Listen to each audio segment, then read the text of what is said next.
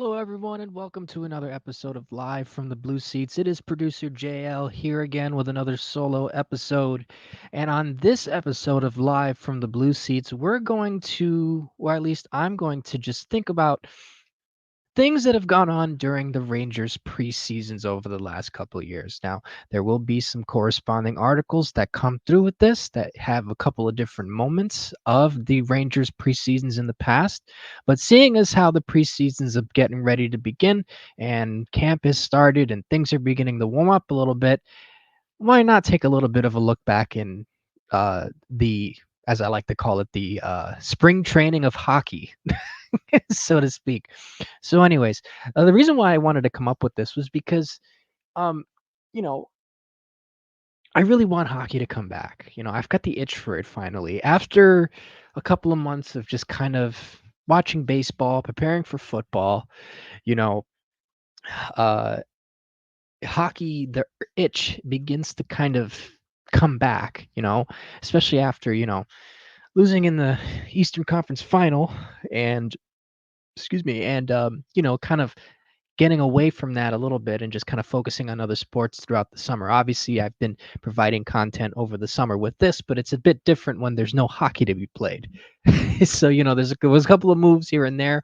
Obviously, we know what the team is going to basically look like this preseason, but um and also another reason why I thought about this is because this could be a really huge season for the Rangers and just for just these players as a whole, for the management, for the team, for the players, because now there seems to be a system in place and a process in place that sort of allows growth that the Rangers never really had over the years in terms of trying to build a sustainable winner.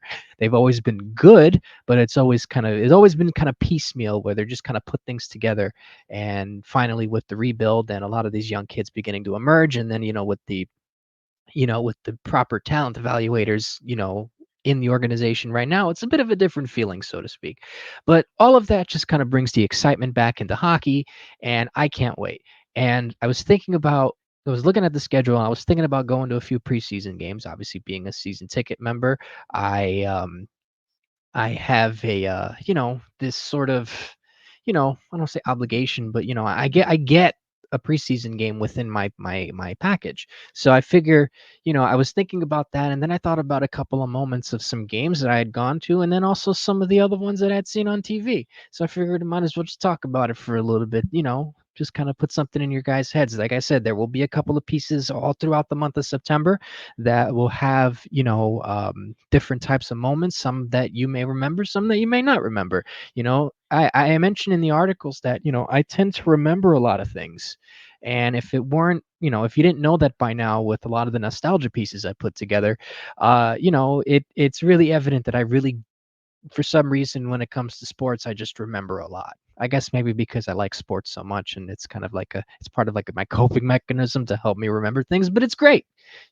So I just wanted to touch on a little bit on some of those moments. One of the first things I remember, and this is definitely one of the moments that was brought on to the the articles that I'm putting out, is Neil Pionk's overtime winner. Now, it's an interesting story about that one because that was my first game at Madison Square Garden since I had my actual first game in 2015. So, just I guess a brief summary. I've been a Ranger fan pretty much most of my life, but going to Madison Square Garden, at least for what my family could able to, put out over the years, was not enough to go there. Obviously, going to Mets games was different. The tickets were cheaper, but going to MSG was not something that we could really do. So it took until me basically having my own job and making my own money to essentially afford a ticket. So I got a ticket finally in 2015 with a friend of mine. The first ever game that I saw was Martin St. Louis scoring 2 goals and Rick Nash scoring an overtime winner against the Blue Jackets. I think it was February 22nd or 23rd, 2015. So since then, I never really looked into it from 2015 to 2017, just kind of didn't think that I'd be able to afford to get in. So one day while I was at one of my part-time jobs, I looked online, I looked on StubHub, and I found the preseason ticket for relatively cheap. Now, that was a last minute thing. And so for some reason I had a backpack full of baseballs because I was throwing them around at the park. And I didn't have any Ranger gear on. I just had my Mets hat and a sweater with like a button up under it. So I decided, this is when you used to be able to print out the the mobile tickets or the tickets from StubHub. I printed it out and I went to the game, the Rangers Islanders preseason game for $30, which was really nice, all things considered. So luckily they didn't kick me out with a book bag full of books and baseballs. Um, but I go to the game and I'm full, mind you, I'm a Ranger fan, but I got blue and orange on my hat, so I don't want anyone to think I was an Islander fan. you know? So that was the night that Neil Pionk did the spinorama goal against the Islanders to win. And that was my pretty much my first taste of hockey in a couple of years, and it was great. And that's honestly when I became addicted. So if anyone knows me knows that I've gone to a lot of games. I've been able to budget it out, over the last couple of years, and I've been able to go to plenty, and I've been blessed in going to a lot of fun games and fun moments over the years, and those are moments I'll never forget. But it all really started with that preseason, because then it went into then I went to I think that preseason I went to all but one because they played in Bridgeport, and I couldn't make it to Bridgeport at the time. I was on a Saturday, I had things to do, if I remember correctly. But I had gone to that preseason. I went to that Islander game. I went to the Devil game where they won in overtime with Philip Heedle's overtime goal. I went to the New Jersey Devils game in Prudential, which it was like $5, so why not? I went to that one. Brandon Crawley scored. I remember that. Brandon Crawley scored. I went with a couple of friends, and it was really cold, considering we're all in our summer gear still. And then they played in Bridgeport, and then the following Monday, because this was all within the span of a week, they played a game against the Flyers, and I think McDonough won it in overtime, if I'm correct, which is also one of the moments that's also in the upcoming articles. So that year, and then that was the year that they did the Rangerstown homecoming, and they had I think the 10 games in October. The home games in October, I went to 8 of them that year because generally speaking, the tickets are cheaper in the first half of the year. If you're really trying to scour through the market, generally it's usually after the home opener. They're usually pretty affordable. Obviously they're going to skyrocket now because they just came off of an Eastern Conference final appearance, but generally speaking they're cheaper early on in the year. Once you hit the Thanksgiving threshold, that's usually when they tend to skyrocket, because then that's pretty much the playoff hunt, depending on where the team is. And so having known that, I kind of try to cram as much as I could. I saw a lot of hockey that year, and it was fun, because I was just, the tickets were relatively affordable. I had some money to throw around, less bills to pay at the time, so I was kind of able to enjoy myself.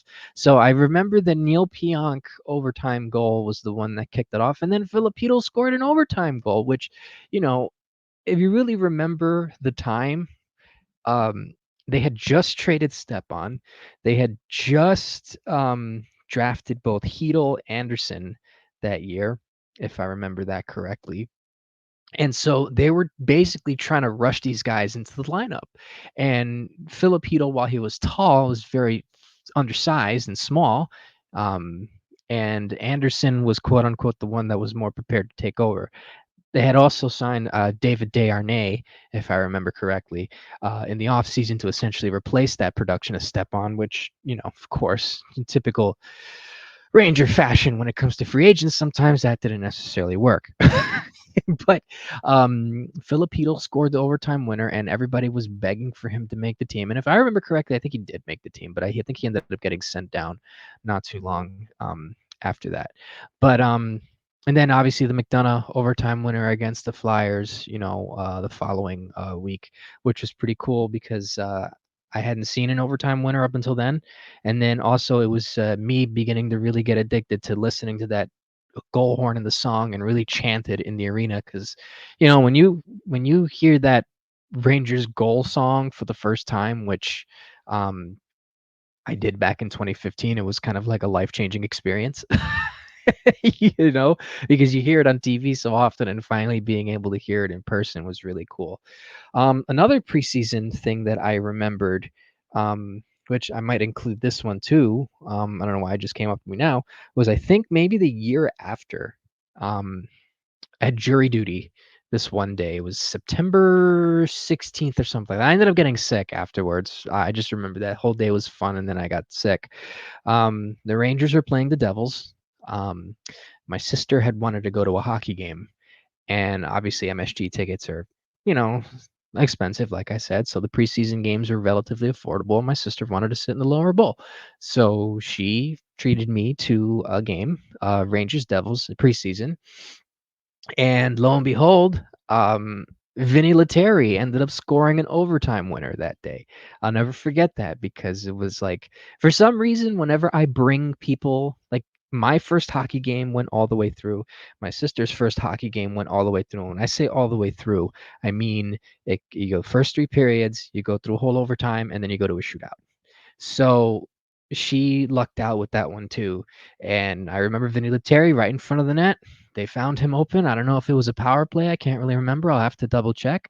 But he just banked it into the back of the net. And it's, even though it was preseason, the Garden was loud, because that's how us Ranger fans are. So that was pretty fun, so to speak. What else? Oh, I don't think I mentioned this yet in the articles yet, but I might if I do a couple of more, if the month allows, because it's only a couple of weeks in the month. But I do remember Ryan Malone making the Rangers out of preseason one time. I don't recall if he actually scored for them in the regular season and if he actually did make the team or not. I know he didn't last long, but I do remember him playing reasonably well in the preseason for the Rangers, and I wanted him to make the team because he was this big kind of guy. He'd always score against us, whether he was with Pittsburgh or Tampa Bay. He was just always sort of a menace. But ultimately, he was towards the end of his career. But I just remember him scoring a goal off a feed from gosh, I can't remember. It might have been Zuccarello. I can't remember who it was, but he had a nice one-time pass, I think, against the Devils in one of the openers, if I'm correct. And then he had a nice shootout goal against the Chicago Blackhawks, which was an interesting preseason opponent at the time. Generally speaking, the preseason opponents are usually Boston, Philly, New Jersey, and the Islanders. So and that was pretty interesting to say the least. And I thought that Ryan Malone was going to make an impact. Doesn't even make a dent on the team that year. But that was interesting to see because I was actually really rooting for the guy. And then I think there was, if I'm remembering this correctly, Anthony Duclair also had a pretty good preseason when he was here. Um, he was just netting them in like crazy, and he looked really good on the ice, and he was just mowing over everybody. And rightly so. I mean, Anthony Duclair turned out to be a pretty damn good hockey player and now he's playing for our rival. You know, um, but Duke looked really good that year that they won the President's Trophy. Obviously, we know what happened. We traded him for John Moore and Keith Yandle. But it's did they trade him for John Moore? Now I have to look because everything becomes uh mixed up together. Um but yes, Duclair was really good that preseason. I remember. And no, John Moore was not in that trade. John Moore was traded I think, in that deal, if I remember correctly. Yes. All right. Yeah, John Moore had already been on the team, so because he was with them in 14. But yeah, I just had a brain fart there. But yeah, Duclair looked really good. Um, I thought it was him and Pavel Buchnevich at the time. And I think they liked Buchnevich more. I don't think they really wanted to trade Duclair either, because the Rangers didn't really have many forward prospects that were, you know, let's just say talented. I mean, by that time, JT Miller had already been part of the team. Kevin Hayes was already part of the team, Jimmy Vesey. So a lot of those guys had already graduated up to the main roster. And um, you know, he was seeming like, the budding one, and they ended up trading him for uh, Keith Yandel. And if you really think about it, that trade really, there was not really a winner or a loser, because the Rangers ultimately made the playoffs twice with Yandel. They didn't win anything. I mean, they made it far in 15. And then the next year they basically got blown out by the Penguins, and then, bye Yandel pretty much. And uh, Duclair didn't really pan out much until he ended up on a couple of other teams after the fact. So it wasn't as if like they were essentially just, you know, uh, missing out. But I do remember Duclair very well. I really did like him a lot, and he was one of the ones that I really wanted to stay on the team. You know, um, like I said, he didn't really pan out until he went to like Columbus and Ottawa. Ottawa was when he really picked it up. Then he went to Florida. Um, so it was around that time, but there was no loss for the Rangers really. Um, so that was just one of the preseason things that I kind of remember. Obviously, there was that goal that Artem Anisimov scored against the Bruins, which was really nice. Artem Anisimov was really one of my favorite players. I think he was an absolute gamer. It just kind of sucks that we, had to move him in the Rick Nash deal. Um, I thought Artie was good center depth. Would have definitely have made a difference with those Ranger teams after the fact. Might have made a difference in 14 as a bottom six, but who knows. But he had a nice goal. Matt Gilroy had a nice goal against the Devils. Is kind of Forsberg-esque. It was on the backhand, so that was pretty good. I remember Michael Del Zotto having a pretty decent preseason that year too. Although I don't know if he had scored in the preseason, but I do remember his first in the NHL. So that's something that I definitely remember. And then obviously, you have the Dan Cloutier Islander Ranger brawl, where Cloutier essentially challenges the Islander bench after jumping into the fight. That was a really cool one to revisit. I don't really remember that one much. That was just a kid at the time. I was barely sentient, really, but I do remember seeing it being replayed as a kid, and just kind of remembering that. And just remembering the big goalie pants and Cloutier challenging. So it was nice to kind of revisit that one a little bit. The details of that are a little bit foggy initially, but um, and then there was another Ranger Islander brawl in the preseason that I had seen, that I might end up including. That was insane. Pretty much anytime those teams play, it's always a battle on and off the ice. Um, Derek Stepan's preseason, before he made the team, was really good. I mean, you stuck him on a line with Gabrick and Frolov, and as much as Frolov was a pylon, essentially at his point of career at the time. I mean, he was decent, but Stepan really looked good. Um, I think he had a nice pass to Gabrick for a goal. And then he assisted in another goal that Gabrick, I think, scored in overtime. And then he had a nice shootout goal, you know, um, against the Senators, if I'm correct. Um, so it was really nice to see Stepan kind of break out, because again, at that time, you know, the Rangers didn't really have many, like elite offensive talent. Derek Stepan was a good center. He wasn't going to score you 50 goals, but he was definitely going to, get you 30, 40 points, maybe 50, 60 points probably. And, the Rangers didn't really have much youth at the time. So it was definitely nice to see him come through and actually, perform, really well in that preseason. And then, he plays his first NHL game and he gets a hat trick. So you can't really complain about that. So I'm just trying to think of some other ones too. Oh, when Artemi Panarin first came, he had this. I was at one of the games. It was September 18th, 2019. Um, he just absolutely ripped a rocket, and we were just all shocked. I was with a couple of friends, and we're sitting in 210 or 211, and I just remember it was to my left, and just remember seeing just that puck going so fast. You're like, holy crap, that dude can shoot it. Um, Capo Caco, uh, looked pretty good in his preseasons when he was here. He actually had a pretty decent preseason last year. Had a nice goal against the Bruins. I think it was a breakaway. That day, actually, funny enough, when that happened, I was actually at I think that was 2 preseasons ago, if I'm correct. I was at a Mets game, and I was able to get a preseason ticket for basically free, and I got to see that goal, go in, and it was really he scored 2, you know?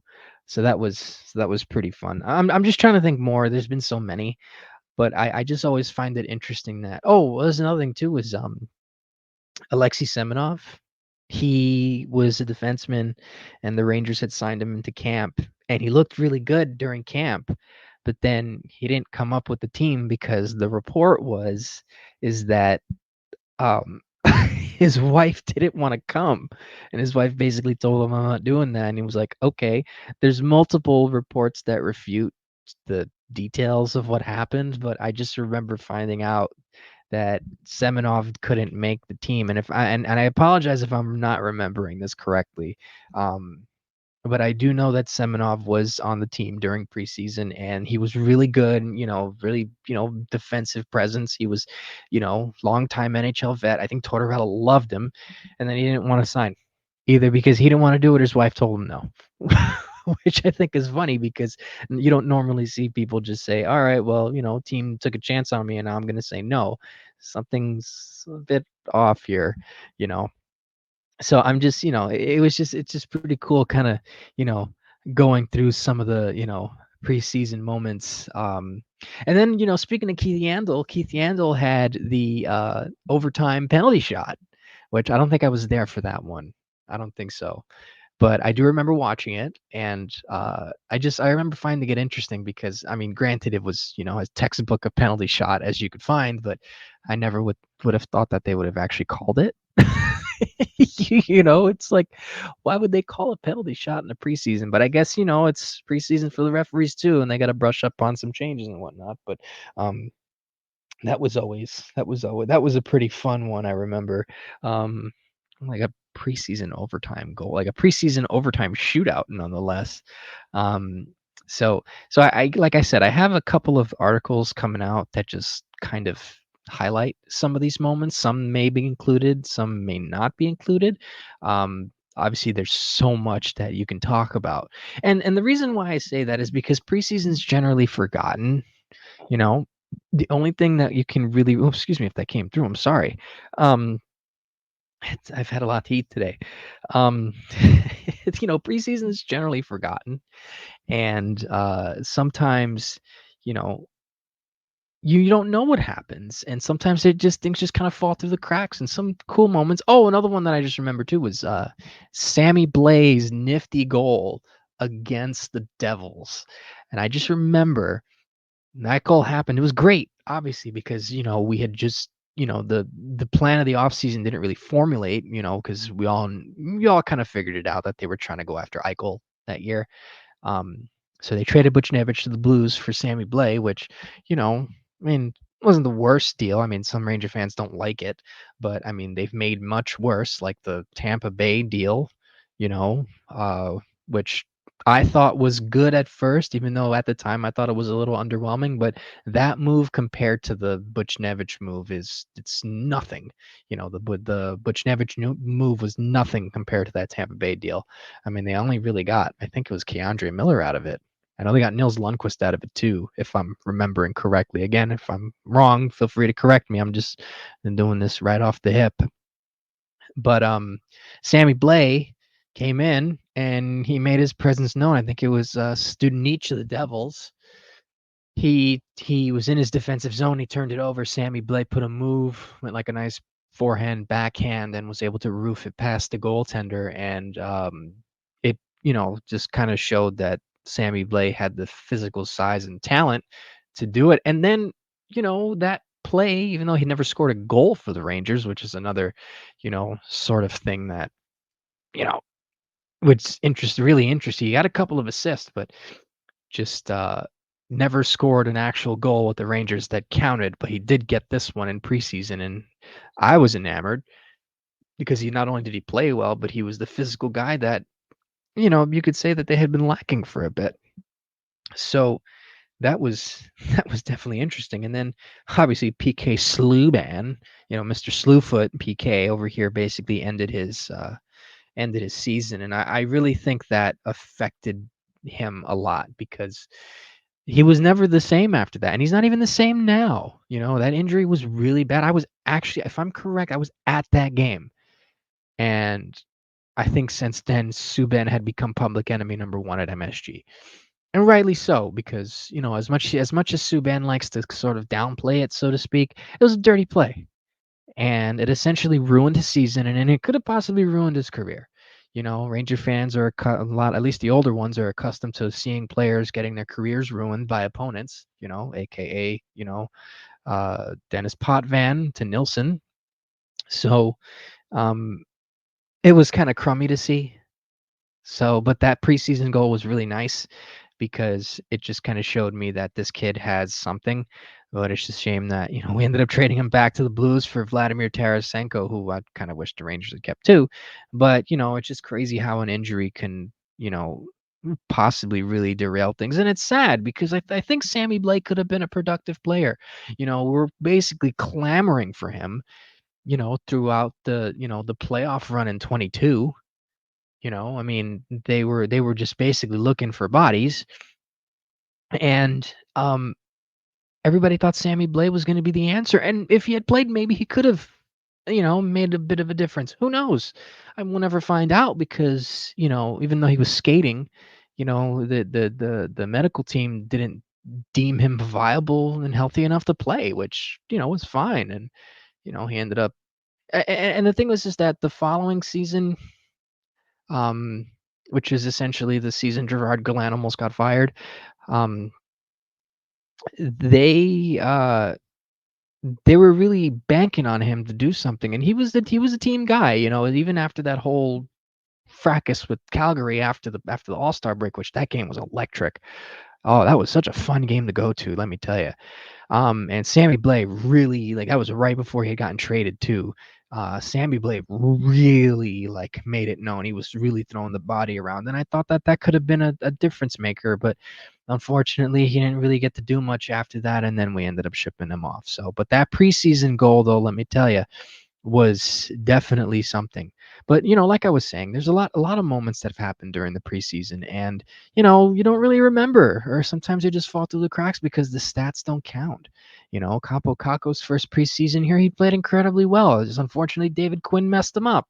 And I'm not one to throw the blame at anybody, but he really did sort of ruin the kid's psyche. And I'm, we all hope that, this time around he can actually pull through like Lafreniere did last season, and just hoping that Kako knows that he can just begin to use the body. Hopefully, somebody can coach him to change some of his techniques because I know um, in a conversation, Coach Connell, the wonderful Coach Connell in our chat, was talking about, I guess the way that he positions himself, the way that he skates and whatever. And I'm no hockey coach and I might be saying this the wrong way, so I apologize in advance.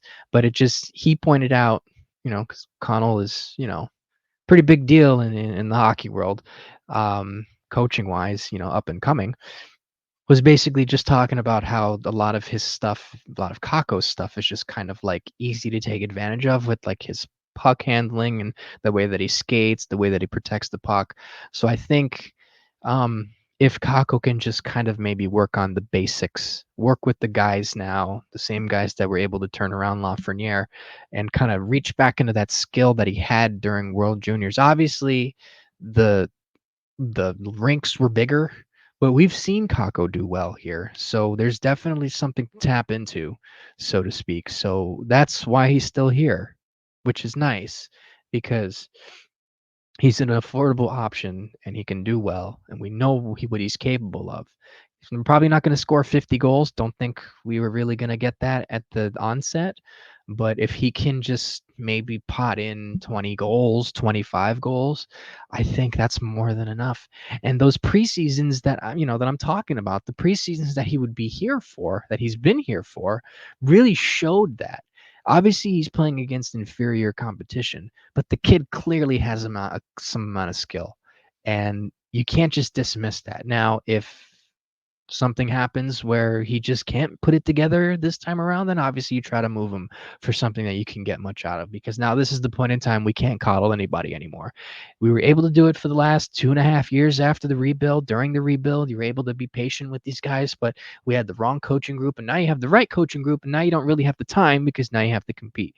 But the reason why I mention all this is because the preseasons that Kako would play in, he would basically be one of the guys that everyone would see, wow, he looks really good, and then it wouldn't really translate over. So again, that's why I'm saying, I remember these things well because, part of my quote unquote evaluating the talent, which is really me just watching, it just, that's what I remember. And then, some of the moments that happened too during the preseason. And it's obviously important because the coaches use it to scout. You're not going to get Zibanejad, Panarin, and Kreider all day, for every game. But that's the beauty of it. It's like spring training in baseball. You don't get to see, there was one time when DeGrom and Scherzer were on the same team 2 years ago, and they pitched in one game back to back, and that was cool to see. Would have been nice to have gone down to Florida and watched it live, but and then Tommy No Name comes in and ends up becoming your back end reliever, or you got Vinny Gabagool or whatever, Tommy Nichols, who comes in and becomes your, hot bench player, or there's your starting right fielder, so hockey kind of has the same thing. And I don't mean offense by Vinny Gabagool, by the way. That's just, that's just, that's just, I watch a lot of Sopranos, and I thought the Sopranos, Gabagool that came out. So I apologize if I don't want that to offend anybody, but the preseasons for finding out who can make what. And now the Rangers are pretty much, I don't want to say at a crossroads, but the Rangers currently are, they're in a very unique position because there's a lot of youth. Obviously, there's a lot of high-end skill. Some of it's questionable depending on what you may think, but there's still a really good team. They have a solid roster all around. Um, for the most part, they're not really running it back. They've made some changes because running it back would have been to re-sign Wenberg, to bring back Roslovic, and basically keep everything the same, and also bring back Gustafson. They're not doing that. They're going to try and go a different route. So they signed, obviously, they brought Chad Ruedel back. Bo Gruel is here. Sam Carrick replacing Barclay Goodrow. Obviously, you're going to have Riley Smith coming in to play with his new line mates. And then, Connor Mackey, Brennan Othman, Brett Berard. I don't know. I'm just looking at a preliminary list right now. I think Adam Sikora will also be in camp as well. Brandon Scanlon, obviously Matt Rempe, and pretty much the rest of the crew. And then obviously you have, Dylan Garand, at goalie, Louis Domingue, also too, who's probably going to be third option after Jonathan Quick. Anton Blid, who I think would be a really decent option, so to speak. And I apologize in advance if some of these names are not on the team when this comes out, but I'm just looking at a preliminary list right now of who is essentially on the team right now. So, but I think there's going to be a lot of competition, primarily within the bottom six, and I'm hoping to see a little bit more of Edstrom, a little bit more of Othman, a little bit more of Brett Berard. Brett Berard is really the one that I want to see, because this kid, just from the highlights that I've seen, this kid's a monster, you know. And obviously you want to see what Rempe can do. Matthew Robertson, this is also his chance to pretty much put up or shut up. He's been here forever. He was drafted in 2019 in the second round. He's only 23 years old, which is insane. You'd think that some of these guys are a bit older, but Matthew Robertson can really finally, this is his time. because the final couple spots are wide open. You don't have Gustafson or even a Patrick Nemeth or a couple of other guys who are filling out that bottom six, essentially Zach Jones and Chad Ruedel.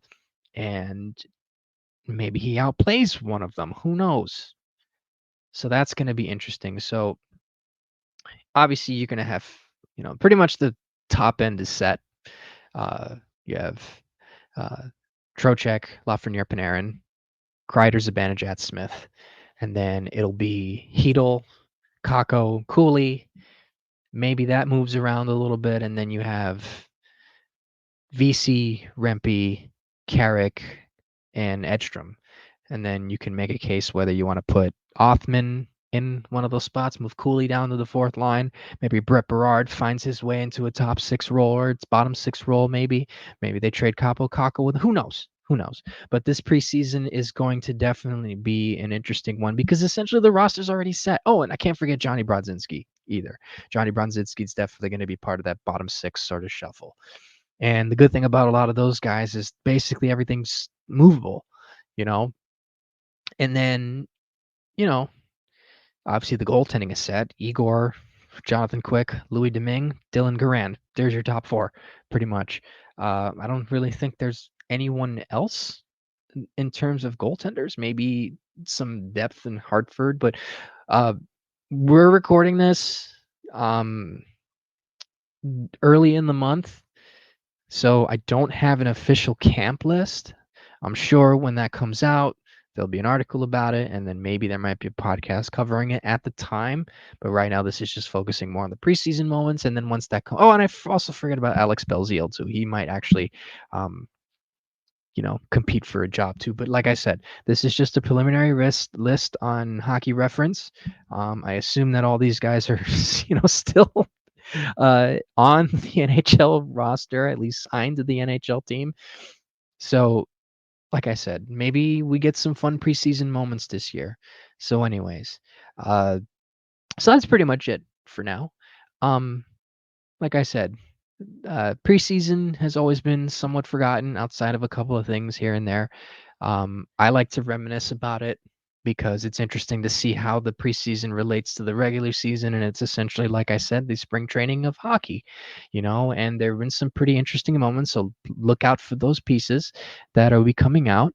And if there's any more, feel free to suggest. And hopefully, we'll have some more content in the meantime. And by the time this comes out, maybe we'll start getting back into the swing of things where we've got the whole crew ready to go. So, with that being said, I want to thank you for listening again. Also, thank you to those who have been listening. Gotten some pretty decent feedback. You guys are awesome. And yeah, we're just going to continue to go at this and hopefully we'll have a pretty good season and we'll get some fun moments during the preseason. So um and I'll say this before I end. We might cover some of the preseason games once they start, 'cause it generally happens late September. So maybe look out for that too. But anyways, so I'm just rambling at this point. So anyways, thank you for listening. Thank you for taking the time out to read and listen and watch. And please subscribe to our YouTube channel. We're looking for more interaction engagement. We're hoping to add some more types of content to that channel soon. We're going to start planning that out as the year goes along. And we'll continue to give you, same podcast on the same channel. And hopefully, whether it's before this one or after this one, we'll have the crew back and ready to go. Like I said, I missed them. It would be nice to not just talking to a void while watching Sports Night. I'm not talking into a void, of course, but anyways, you guys have a wonderful, wonderful morning, evening, or afternoon, and we'll see you again soon on Live from the Blue Seats. Go Rangers.